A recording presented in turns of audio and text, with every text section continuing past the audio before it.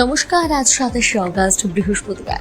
তার আগে আপনি যদি আমাদের চ্যানেলে নতুন হয়ে থাকেন তাহলে অবশ্যই ভিডিওটিকে লাইক, কমেন্ট এবং চ্যানেলটিকে সাবস্ক্রাইব করে আমাদের পাশে থাকুন। খবরের শুরুতে এক নজরে দেখে নেওয়া যাক আজকের শিরোনাম। নেপালের হরপা বানের পর থেকে খোঁজ পাওয়া যাচ্ছে না বহু পর্যটকের। 4133টি স্কুলে পড়ুয়াই নেই, কিন্তু শিক্ষক 19,000। কেন্দ্রের রিপোর্টে সকলের সামনে এলো তৃণমূল আমলের শিক্ষার হাল, চরম লজ্জা। পুজোর আগেই নয়া নিয়ম, রেশন নিতে দেখাতে হবে বিশেষ টোকেন, কিভাবে সংগ্রহ করবেন জেনে নিন।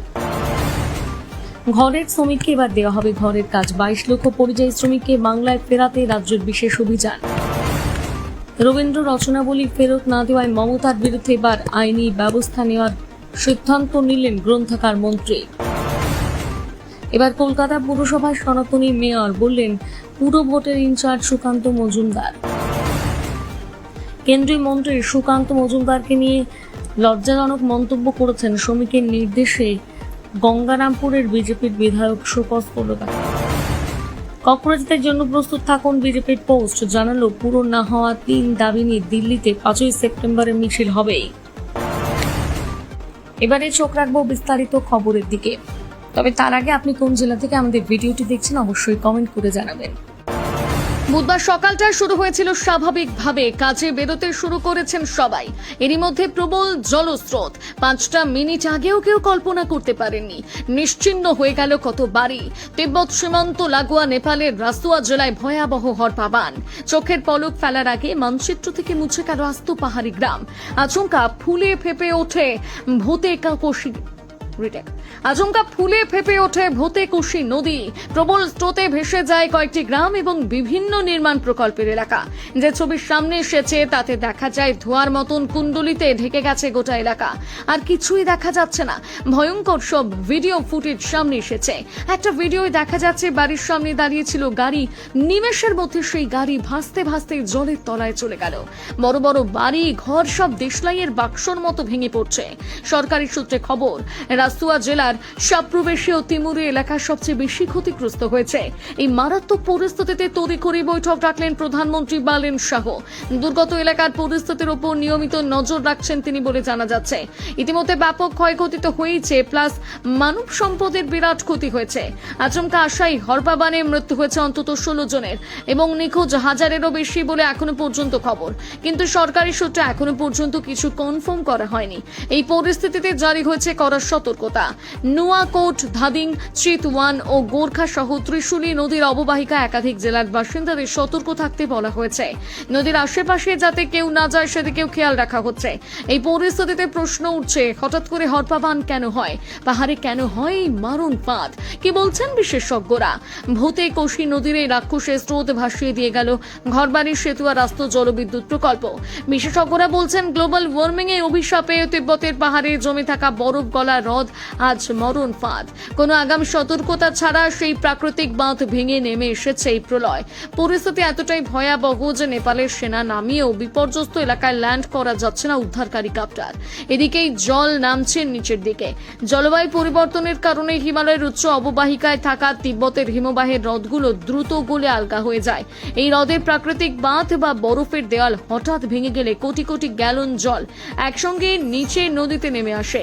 বিশেষজ্ঞদের প্রাথমিক অনুমান, এবারও তিব্বতের কোনো বিশাল হিমবাহ হ্রদ ফুটেই এই বিপর্যয় ঘটেছে। কক্সবাজারের জন্য প্রস্তুত থাকুন, বিজেপির পোস্ট জানালো পূরণ না হওয়া 3 দাবি নিয়ে দিল্লিতে 5ই সেপ্টেম্বরের মিছিল হবে। দিল্লি পুলিশ সূত্রে খবর, বিজেপির তরফে এখনো পর্যন্ত মিছিলের অনুমতি চাওয়া হয়নি। অনুমতি চাইলে ইন্ডিয়া গেটে জমায়েতের অনুমোদন দেওয়া হবে না বলে খবর পুলিশ সূত্রে। রাজধানীতে প্রতিবাদ কর্মসূচি করবে ককরোচ জনতা পার্টি। আগামী 5ই সেপ্টেম্বর রাজধানীর রাজপথে নামবে ককরোচ জনতা পার্টি অর্থাৎ সিজেপি। সেই কর্মসূচির কথা আগেই ঘোষণা করেছে তারা। দিল্লির ইন্ডিয়া গেট থেকে দিল্লি পুলিশের সদর দপ্তর পর্যন্ত শান্তিপূর্ণ মিছিলের ডাক দেওয়া হয়েছে। আদৌ পুলিশের তরফে কর্মসূচির অনুমতি মিলবে কিনা তা নিয়ে সংশয় রয়েছে। তার মধ্যে বুধবার আবার ওই কর্মসূচির কথা স্মরণ করল সিজেপি। তাদের মতে যন্তর মন্তর থেকে ধর্ণা প্রত্যাহারের নেপথ্যে থাকা 4টির সঙ্গে 3টি দাবি এখনো পূরণ করেনি কেন্দ্র। বুধবার সিজেপি এক্সপোস্টে জানিয়েছে 4টি দাবি পূরণ করা হবে এমন প্রতিশ্রুতি পাওয়ার পরে তারা ধর্ণা প্রত্যাহার করে নিয়েছে। তবে এখনো 3টি দাবি নিয়ে সরকার প্রতিশ্রুতি পূরণ করেনি। সেই দাবিগুলো হলো নিট কেলেঙ্কারির কারণে আত্মঘাতী পড়ুয়াদের পরিবারকে আর্থিক ক্ষতিপূরণ, বিক্ষোভকারীদের বিরুদ্ধে দায়ের হওয়া এফআইআর প্রত্যাহার এবং বিক্ষোভকারীদের লাঠিচার্জের বিরুদ্ধে পদক্ষেপ এবং দিল্লি পুলিশ রাফের ক্ষমা প্রার্থনা।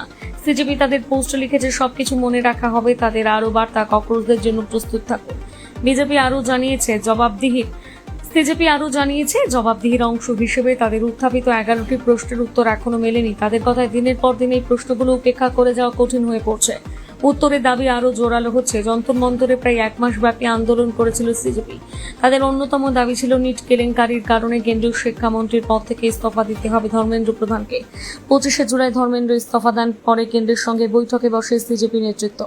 বৈঠক শেষে তারা জানায়, কেন্দ্র তাদের সব দাবি মেনে নেওয়ার প্রতিশ্রুতি দিয়েছে, সেই কারণে যন্তর মন্তর থেকে ধর্ণা প্রত্যাহার করা হচ্ছে। তবে সিজেপির দাবি, কেন্দ্রীয় সরকার তাদের প্রতিশ্রুতি পালন করতে ব্যর্থ হয়েছে, আর সেই কারণে আবার পথে নামার হুঁশিয়ারি দিল সিজেপি। অন্যদিকে দিল্লি পুলিশ সূত্রে খবর, সিজেপির তরফে এখনো পর্যন্ত মিছিলের অনুমতি চাওয়া হয়নি। অনুমতি চাইলেও ইন্ডিয়া গেটে জমায়েতের অনুমোদন দেওয়া হবে না বলে পুলিশ সূত্রে খবর। নাম প্রকাশে অনিচ্ছুক এক পুলিশ কর্তাকে উদ্ধৃত করে হিন্দুস্তান টাইমস জানিয়েছে, ইন্ডিয়া গেট কখনো প্রতিবাদের জায়গা হতে পারে না। সেখানে প্রচুর জনসমাগম হয়, ফলে এ ধরনের কর্মসূচির কারণে আইন শৃঙ্খলায় বিঘ্ন ঘটতে পারে, যানজটের আশঙ্কা রয়েছে। তবে সিজেপি যে তাদের কর্মসূচিতে অনেক, তা স্পষ্ট করে দিল আরও একবার। কেন্দ্রীয় মন্ত্রী সুকান্তকে নিয়ে লজ্জাজনক মন্তব্য করেছেন শ্রমিকের নির্দেশে শোকজ গঙ্গারামপুরের বিজেপি বিধায়ক। দিন কয়েক আগে ফেসবুক লাইভ করেছিলেন গঙ্গারামপুরের বিধায়ক। বিষয় ছিল তার দলের কয়েকজন নেতা তথা মন্ত্রীর সঙ্গে ক্ষমতাচ্যুত তৃণমূলের কয়েকজন নেতার মাখামাখির সম্পর্ক। সত্যেন্দ্রনাথের অভিযোগ, ভালো তৃণমূল নেতারা বিজেপিতে ঢুকে করতে চেষ্টা করছে। বিজেপি এবং তৃণমূলের কয়েকজন নেতা মাসুতো ভাই। দক্ষিণ দিনাজপুরের গঙ্গারামপুরের বিজেপির বিধায়ক সত্যেন্দ্রনাথ রায়ের ওই মন্তব্য ঘিরে শোরগোল হয়েছে। এবার দলের তরফে শোকজ চিঠি পেলেন ওই বিধায়ক। অভিযোগ, কেন্দ্রীয় মন্ত্রীর বিরুদ্ধে অনৈতিক মন্তব্য করেছেন তিনি, এতে দলের ভাবমূর্তি ক্ষুণ্ণ হয়েছে। দিন কয়েক আগে ফেসবুক লাইভ করেছিলেন গঙ্গারামপুরের বিধায়ক। বিষয় ছিল তার দলের কয়েকজন নেতা তথা মন্ত্রীর সঙ্গে ক্ষমতাচ্যুত তৃণমূলের কয়েকজন নেতার মাখামাখি সম্পর্ক। সত্যেন্দ্রনাথের অভিযোগ, ভালো তৃণমূলের নেতারা বিজেপিতে ঢুকে ক্ষতির চেষ্টা করছে। তিনি কেন্দ্রীয় মন্ত্রী তথা বালুরঘাটের বিজেপি সাংসদ সুকান্ত মজুমদার এবং রাজ্যের প্রাক্তন মন্ত্রী বিপ্লব মিত্রকে নিশানা করে কিছু কথা বলেন। এই প্রেক্ষিতে বুধবার শোকজ চিঠি পাঠানো হয়েছে সত্যেন্দ্রনাথকে। চিঠিতে বলা হয়েছে, দলের শৃঙ্খলা রক্ষা কমিটির সুপারিশে এবং রাজ্য সভাপতি শ্রমিক ভট্টাচার্যের নির্দেশে এই পদক্ষেপ করা হলো। বিধায়ক কেন্দ্রীয় মন্ত্রীর বিরুদ্ধে যে মন্তব্য করেছেন তা লজ্জাজনক এবং দলীয় গণতন্ত্র বিরোধী কাজ। আগামী 7 দিনের মধ্যে কর্মকাণ্ডের ব্যাখ্যা চাওয়া হয়েছে বিধায়কের কাছে। জেলা বিজেপির সূত্রে খবর, শুধু ফেসবুক লাইভে নয়, বিভিন্ন সংবাদ মাধ্যমে সুকান্ত সম্পর্কে তির্যক এবং বিরূপ মন্তব্য করেছেন বিজেপির বিধায়ক। ওই মর্মে দক্ষিণ দিনাজপুর জেলা বিজেপির নেতৃত্ব অভিযোগ জানিয়েছিলেন রাজ্য নেতৃত্বকে। তারপর বুধবার বিকেলে গঙ্গারামপুরের বিধায়কের শোকজ চিঠি পাঠানো হয়েছে। শোকজের পর সত্যেন্দ্রনাথের প্রতিক্রিয়ার জন্য তাকে ফোন করা হয়েছিল, তিনি ফোন ধরেননি। আসন্ন ডিসেম্বরে আয়োজন হতে চলেছে তিলোত্তমা কলকাতার বহু প্রতীক্ষিত পুর নির্বাচন। আর এই মেগা ভোটের দামামা বাজতে রাজনীতির অলিন্দে উত্তাপ চড়তে শুরু করেছে। কলকাতা পুরসভা নির্বাচনের দলীয় দায়িত্ব বা ইনচার্জের আসন গ্রহণ করে বিস্ফোরক মন্তব্য করে বসলেন কেন্দ্রীয় মন্ত্রী তথা প্রবীণ বিজেপি নেতা সুকান্ত মজুমদার। বুধবার আয়োজিত এক হাই ভোল্টেজ সংবাদ সম্মেলনে স্পষ্ট ঘোষণা করেন, এই পুরসভার নিজস্ব লোগোতেই জড়িয়ে রয়েছে ঐতিহ্যবাহী পদ্ম স্বস্তিক চিহ্ন। আর সেই ঐতিহ্যকে সম্মান জানিয়ে এবার কলকাতা পুরসভার মেয়রের চেয়ারে বসতে চলেছেন কোনো এক খাঁটি সনাতনী মেয়র। প্রশাসনিক প্রেক্ষাপটের কথা বলতে গেলে সম্প্রতি রাজ্যের শাসন ব্যবস্থার আমূল পরিবর্তনের পর পুরসভার মেয়র পদ থেকে ইস্তফা দিয়েছেন ফেরাদ হাকিম। বর্তমানে স্মিতা পান্ডের নেতৃত্বে চলছে পুরসভার প্রশাসনিক কাজ। তবে এবার পূর্ণাঙ্গ গণতান্ত্রিক প্রক্রিয়ায় পুরসভার দখল নিতে সব রকম পরিকাঠামোগত প্রস্তুতি শুরু করে দিয়েছে বিজেপি। কতগুলো ওয়ার্ড নিজেদের পকেটে পুরতে চলেছে বিজেপি? এই প্রশ্নের উত্তরে সুকান্ত মজুমদার পরিসংখ্যান টেনে জানান, ইতিপূর্বে সম্পন্ন হওয়া বিধানসভা নির্বাচনের ফলের গতি প্রকৃতি বিশ্লেষণ করলে দেখা যাবে কলকাতার 144টি প্রাচীন ওয়ার্ডের মধ্যে 110টি ওয়ার্ডে বিরোধীদের ধূলিসাৎ করে এগিয়েছিল বিজেপি।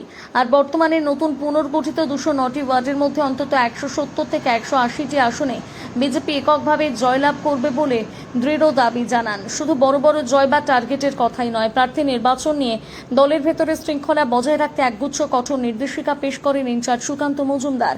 তিনি জানান, স্বচ্ছ ভাবমূর্তি, সমাজের সব স্তরের মানুষের প্রতিনিধিত্ব এবং দীর্ঘদিন দলের সঙ্গে যুক্ত থাকা নিষ্ঠাবান কর্মীদের অগ্রাধিকার দিয়ে প্রার্থী তালিকা তৈরি করতে একটি বিশেষ এসওপি বা নির্দিষ্ট নির্দেশিকা তৈরি করা হচ্ছে। প্রার্থী তালিকার চূড়ান্ত সিদ্ধান্ত সিদ্ধান্ত নেবেন রাজ্য সভাপতি শ্রমিক ভট্টাচার্য। তবে এরই মাঝে দলের ভেতরের অতি উৎসাহী নেতাদের উদ্দেশ্যে এক শানিত কঠোর বার্তা দিয়ে রেখেছেন সুকান্ত। তিনি স্পষ্ট সতর্ক করে বলেন, আনুষ্ঠানিকভাবে তালিকা প্রকাশের আগে কেউ যদি নিজেকে আগাম প্রার্থী ভেবে আত্মতুষ্টিতে ভোগেন, তারপর তাকে মারাত্মক আফসোস করতে হবে এবং কেঁদে ভাসাতে হবে। পাশাপাশি অন্যান্য দল থেকে নেতা ভাঙানোর ক্ষেত্রে ভালো আর কালোর রাজনীতিকে এড়িয়ে চলার পথ বেছে নিয়েছে দল। ঐতিহ্যবাহী কলকাতায় হারিয়ে যাওয়া হিত গৌরব আবার ফিরিয়ে আনাই এখন মূল লক্ষ্য বলে দাবি তাদের। নির্ধারিত সময় পেরিয়ে গেলেও বিধানসভা লাইব্রেরি থেকে নেওয়া 19টি দামি বই এখনো ফেরত দেননি প্রাক্তন মুখ্যমন্ত্রী মমতা বন্দ্যোপাধ্যায়। আর এবারের সেই ঘটনাতেই করা আইনি ব্যবস্থার হুঁশিয়ারি দিলেন রাজ্যের বর্তমান গ্রন্থাগার মন্ত্রী গৌরীশঙ্কর ঘোষ। ঘটনার সূত্রপাত বিধানসভা লাইব্রেরির হিসেব নিয়ে। তথ্য বলছে, বিধানসভা লাইব্রেরি থেকে রবীন্দ্রনাথ ঠাকুরের 18টি খণ্ডের রবীন্দ্র রচনাবলী এবং সঞ্চয়িতা সহ মোট 19টি বই নিয়েছিলেন প্রাক্তন মুখ্যমন্ত্রী। কিন্তু নির্ধারিত দিন পেরিয়ে যাওয়ার পরে সেই বই লাইব্রেরিতে ফেরত আসেনি। সূত্রের খবর, বইগুলো নাকি মমতা বন্দ্যোপাধ্যায়ের বিধানসভার চেম্বারে রয়ে গেছে বলে দাবি করা হয়েছে। কিন্তু নিয়ম অনুযায়ী সশরীরে লাইব্রেরিতে জমা না দেওয়া পর্যন্ত সেগুলোকে ফেরত ধরা সম্ভব নয়। গ্রন্থাগার মন্ত্রী গৌরীশঙ্কর ঘোষের সাফ কথা, আমজনতার জন্য যে নিয়ম প্রাক্তন মুখ্যমন্ত্রীর জন্য ঠিক একই নিয়ম। কেউ ক্ষমতাশালী বলে লাইব্রেরির নিয়ম ভাঙতে পারেন না। ফলে বই দ্রুত ফেরত না দিয়ে কঠোর আইনি পদক্ষেপের বার্তা দিয়েছেন তিনি। এদিকে আগামী 29 আগস্ট বিধানসভার বাজেট অধিবেশনের শেষ দিন, আর তার ঠিক আগেই বই বিতর্ক রাজ্য রাজনীতিতে নতুন করে আগুনে ঘি ঢেলেছে। পাশাপাশি রাজনৈতিক স্বার্থে লাইব্রেরির বই ব্যবহারের অভিযোগও তুলেছেন মন্ত্রী গৌরীশঙ্কর ঘোষ। স্পষ্ট জানান, নতুন সরকারের নতুন নীতিতে সরকারি গ্রন্থাগারের দলীয় স্বার্থে লেখা বা অপাঠ্য বইয়ের স্থান হবে না। এমনকি মমতা বন্দ্যোপাধ্যায় এপাং ওপাং ঝপাং কিংবা সিদ্দিকুল্লাহ চৌধুরীর বই সরকারি লাইব্রেরি থেকে সরিয়ে ফেলার কথাও জানান তিনি। এর বদলে দেশের ইতিহাস, দেশপ্রেম এবং ডক্টর শ্যামাপ্রসাদ মুখোপাধ্যায়ের মতন জাতীয়তাবাদী মনীষীদের সাহিত্য জীবনপঞ্জিকে গ্রন্থাগারে ঠাঁই দেওয়ার কথা বলেন তিনি। অবশ্যই অভিযোগে প্রাক্তন মুখ্যমন্ত্রীর দপ্তরের তরফে এখনো কোনো সরকারি প্রতিক্রিয়া মেলেনি।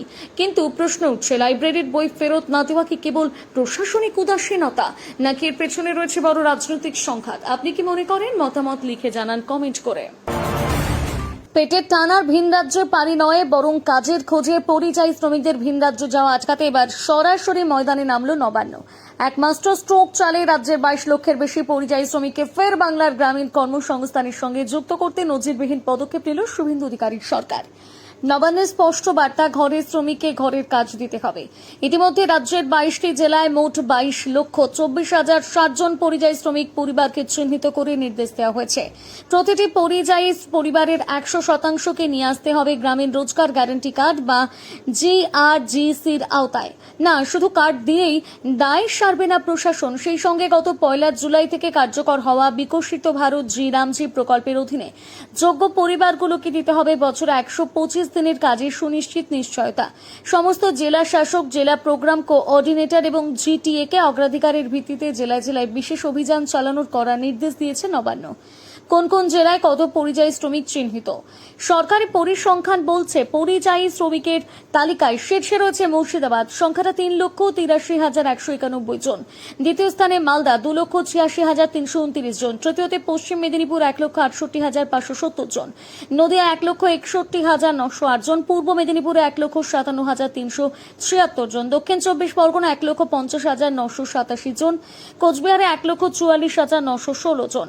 এছাড়া উত্তর 24 পরগনা, উত্তর দিনাজপুর, পূর্ব বর্ধমান এবং বীরভূমে এই সংখ্যা লাখেরও ঘরে বা তারও কাছাকাছি।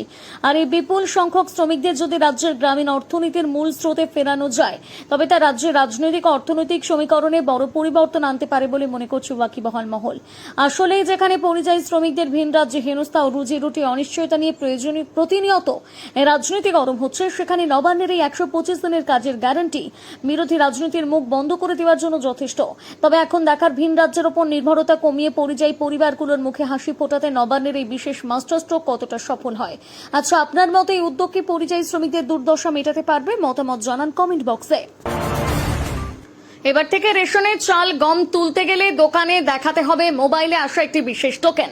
মূলত কালোবাজারি ও দুর্নীতি রুখতে চালু হচ্ছে এই ই-পস মেশিনের মাধ্যমে ডিজিটাল মুদ্রা ব্যবস্থা। জানা গেছে, পুজোর আগে খাদ্য ও গণবন্টন ব্যবস্থায় এই বড় সড় বদল আসতে চলেছে। কেন্দ্রীয় খাদ্য দপ্তরের উচ্চ পর্যায়ের নির্দেশে 2 শহরের প্রধান জেলায় এই পরীক্ষামূলক ডিজিটাল মুদ্রা প্রকল্প বা পাইলট প্রজেক্ট চালু হতে চলেছে। যেখানে নয়া এই নিয়মে ডিজিটাল কারেন্সির মাধ্যমে মিলবে রেশন। এক্ষেত্রে মোবাইল নম্বরে আসা একটি গোপন টোকেন বা মেসেজ দোকানে ইপস মেশিনে সাবমিট করলে মিলবে প্রধানমন্ত্রী গরিব কল্যাণ অন্ন যোজনা চাল ও গম।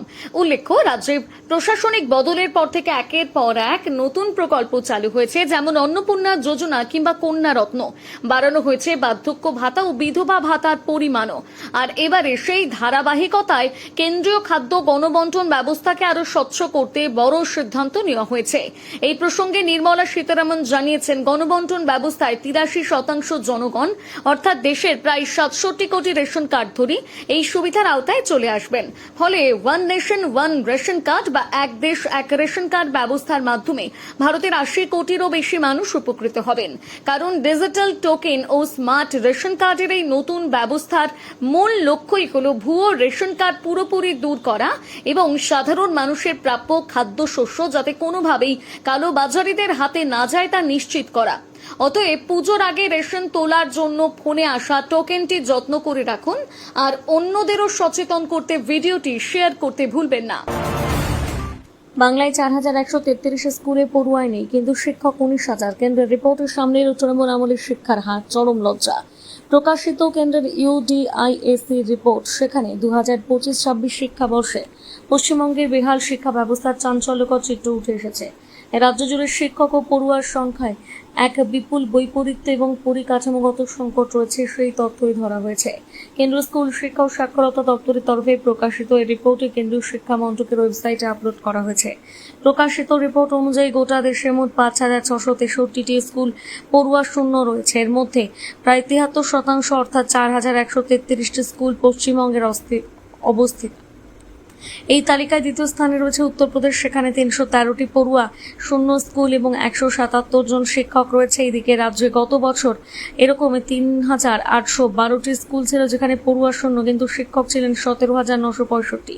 তবে বিপুল সংখ্যক এই বৈষম্যের জন্য দায়ী বেসরকারি স্কুলগুলোর গাফিলতি, এমনই মনে করছে রাজ্যের স্কুল শিক্ষামন্ত্রী দীপক বর্মন। তিনি জানান, বেসরকারি স্কুলগুলো কেন্দ্রীয় পোর্টালে ঠিক মতন তথ্য আপলোড করেনি। তারা শিক্ষকদের তথ্য আপডেট করলেও পড়ুয়াদের জন্য দেয়নি, সেই কারণে স্কুলগুলোতে পড়ুয়ার সংখ্যা শূন্য দেখাচ্ছে। পাশাপাশি তিনি এও জানান, গত 15 বছরে ব্যাপক দুর্নীতির কারণে কোনো শিক্ষক নিয়োগ হয়নি। নতুন সরকার সেই প্রক্রিয়া সংশোধন করবে।